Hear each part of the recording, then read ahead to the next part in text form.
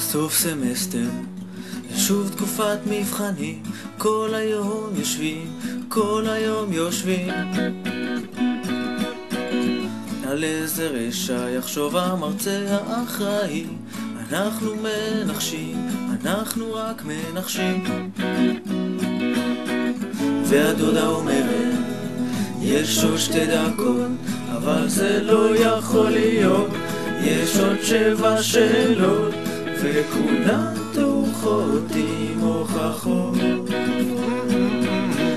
אני מתייאש, לא רוצה עוד 56, אני רוצה לקבל 80.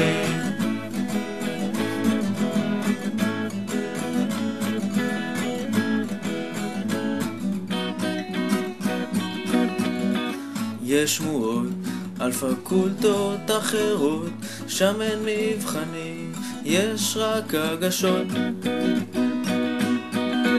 גם אין בנים כל כך, יש בעיקר בנות, למה נרשמתי לחשמל/מכונות?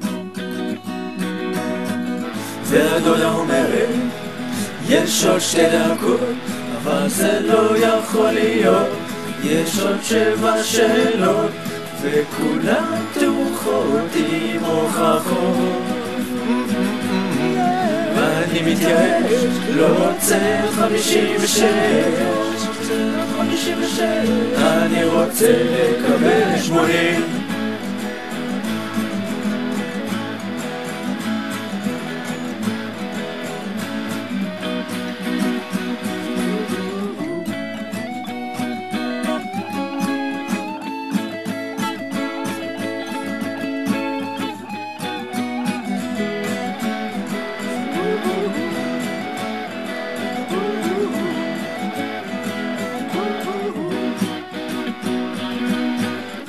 אמרנו בפייסבוק, עוד 1.5 חודש חוזרים, גם התחלנו קצת לאכול כמו חזירים.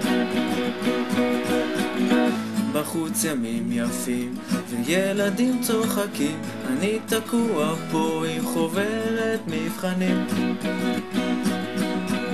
והדודה אומרת, יש עוד 2 דקות, אבל זה לא יכול להיות, יש עוד 7 שאלות, וכולן תורכות עם הוכחות. ואני מתייאש, לא רוצה 56, אני רוצה לקבל 80.